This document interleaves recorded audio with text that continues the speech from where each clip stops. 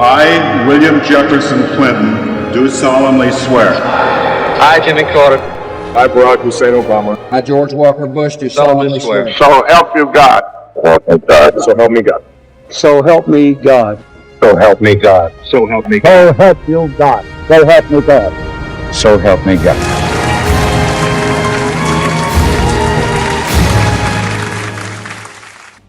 What if I told you that the man who pardoned President Richard Nixon was almost assassinated? Forget the history books. This is the wild, untold story of Gerald Ford, the accidental president whose secret life is crazier than you could possibly imagine. Let's get into it. Good evening. In California today, President Ford looked down the barrel of a loaded automatic held by a red-haired woman in a long red dress. But the gun didn't go off, and he's all right. It starts in September 1975, Sacramento, California.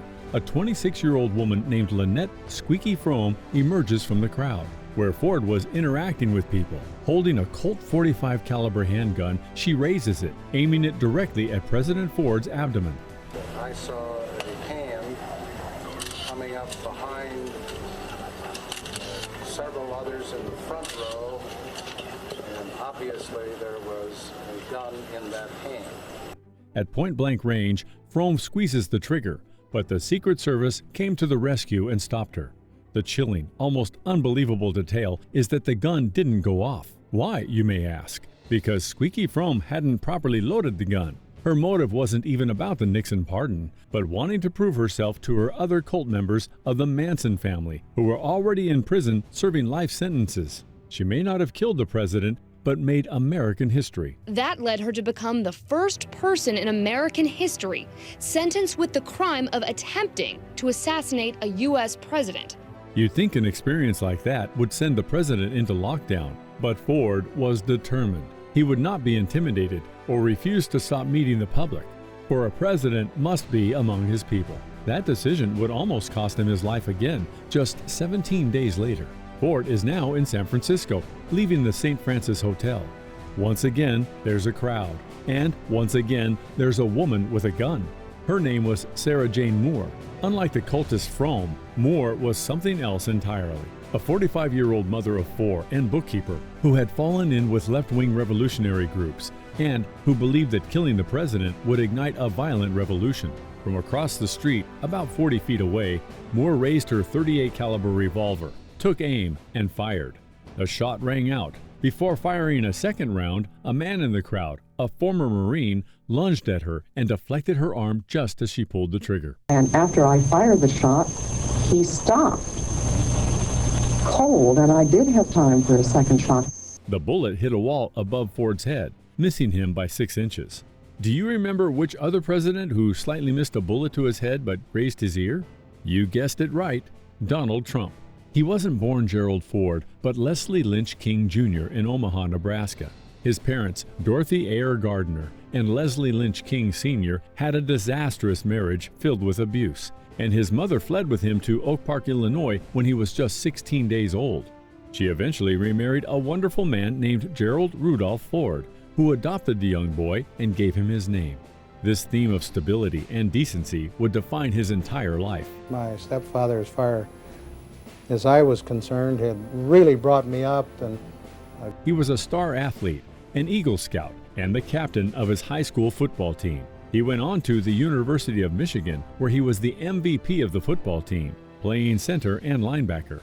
He was so good that he got offers to play professionally for the Detroit Lions and the Green Bay Packers. But his eyes were set on something else, Yale Law School. And a fun fact is that to help pay for law school, the future commander-in-chief took up modeling and even ended up on the cover of Cosmopolitan magazine. What else can we learn when we dive into who he was as a person? Well, for one, he was a man of simple tastes. This wasn't a guy demanding gourmet chefs and fancy wines. His absolute favorite meal? A good old-fashioned pot roast and waffles for breakfast. He was also a creature of habit. His days were incredibly disciplined. Every single morning, he swam laps in the pool religiously. He was probably the most athletic president of the 20th century. Having to think of swimming twice a day, as I did here, has been a major asset in my trying to keep my stomach down and muscle tone good. I do a lot of thinking in the swimming pool. His home life was the bedrock of his existence. In 1948, the same year he ran for Congress, he married the incredible Elizabeth Betty Bloomer Warren. Their relationship is one of the great presidential love stories. Betty was a former dancer, a divorcee, and a strong, independent woman. They had 4 children: Michael, Jack, Stephen, and Susan. Before the whirlwind of the presidency, they lived a very comfortable but relatively normal upper-middle-class life in Alexandria, Virginia. Their house, located at 514 Crown View Drive, was a modest 2-story brick colonial. It was the kind of house you'd see in any nice American suburb. This house was their home for decades, the only one their children really knew before their entire world was turned upside down. In 1973, Vice President Spiro Agnew was caught in a massive corruption scandal and forced to resign. President Richard Nixon needed a new VP, and he chooses the most uncontroversial man in Washington at that time, none other than Gerald R. Ford. My announcement of the man whose name I shall submit to the Congress tomorrow for confirmation as Vice President of the United States. Then came the Watergate scandal, which finally turned into a full-blown inferno. Richard Nixon has no option but to resign from office. And just like that, Gerald Ford, the man who never ran for national office, places his hand on the Bible and becomes the 38th President of the United States. Mr. Vice President, are you prepared to take the oath of office as President of the United States? I am, sir. But his first major decision would become the most defining and controversial act of his life. These presents do grant a full, free, and absolute pardon unto Richard Nixon. The country exploded with outrage. People felt betrayed. They wanted to see Nixon face justice. Ford's approval rating plummeted from over 70% to under 50% overnight. Many were convinced there had been a corrupt backroom deal. Ford gets the presidency in exchange for a pardon. But here is something that many people didn't know then, and it's perhaps the most interesting secret of his presidency. Ford's decision was born not out of loyalty to Nixon, but out of a desperate desire to heal the country. He didn't want his country stuck in the muck of Watergate and unable to move on to pressing issues like the struggling economy and the Cold War. It was an act of incredible political courage, or political suicide, depending on how you view it. His presidency wasn't about the pardon, though. He presided over the final chaotic end of the Vietnam War, including the dramatic helicopter evacuation of Saigon. Today, America can regain a sense of pride that existed before Vietnam. But it cannot be achieved by refighting a war that is finished. He signed the Helsinki Accords with the Soviet Union, a landmark agreement that advanced human rights and helped lay the groundwork for the eventual end of the Cold War. That the people of those countries understood that the President of the United States and the people of the United States. He initiated battling a terrible economy by creating an economic policy board on September 30th, 1974, with a program called Whip Inflation Now, WIN, complete with little win buttons in response to the rising inflation. Its present form is the worst we've experienced in 27 years. He also encouraged the welcoming of immigrants despite the economic problems facing the country, and advocated for equal rights by signing a proclamation on August 23, 1974. Women over the years in politics as well as otherwise have to do things twice as well as men. Aside from watching actress Jennifer Lawrence trip and fall in public, America also watched President Ford stumble a few times in public. Most famously on the steps of Air Force One. The media wasted no time, with comedian Chevy Chase on the new show Saturday Night Live turned it into a running gag, portraying Ford as a bumbling, incoherent oaf who was constantly tripping over everything. In 1976, he ran for a term of his own against a Washington outsider, a peanut farmer from Georgia named Jimmy Carter.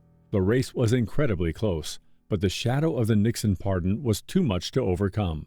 Ford lost. His accidental presidency was over. Honor of my husband's life to have served his fellow Americans during 2 of the most difficult years in our history. So what do you do after you've been the most powerful man in the world by accident? You move to California, of course. Gerald and Betty Ford built their dream home in Rancho Mirage, a sunny desert community near Palm Springs, a far cry from their old suburban house in Virginia. It was designed for their new life, entertaining, relaxing, and playing a lot of golf. Financially, this is when Ford's net worth truly grew. He did what many ex-presidents do. He joined corporate boards, gave speeches for hefty fees, and wrote his memoirs. By the end of his life, his net worth was estimated to be around $7 million. But his most important work was yet to come, and it was deeply personal. Throughout their time in the White House, Betty Ford had been privately battling an addiction to alcohol and prescription painkillers, a struggle exacerbated by chronic pain and the pressure of being First Lady. She went public with her struggle, and in 1982, she co-founded the Betty Ford Center for Substance Abuse. I'm Betty Ford, and I'm an alcoholic. Thank you. A recovering woman alcoholic, and I'm... Gerald Ford became a beloved elder statesman, offering advice to sitting presidents and commenting on world affairs. He remained active, golfing, swimming, and spending time with his grandchildren. He also showed a remarkable capacity for growth. The staunchly conservative Republican from Michigan evolved in his later years. He became an outspoken supporter of gay rights within the Republican Party and argued that abortion should be a matter of personal conscience, not government mandate. As years went by, history became kinder to him, with staunch critics like the legendary reporter Bob Woodward of Watergate fame eventually concluding that Ford had made a brave and necessary decision. In 2001, he was awarded the John F. Kennedy Profile and Courage Award for it. Gerald Ford passed away on December 26, 2006, at the age of 93. At the time, he was the longest-living U.S. president in history. He wasn't the president America chose, but he might just have been the president America needed.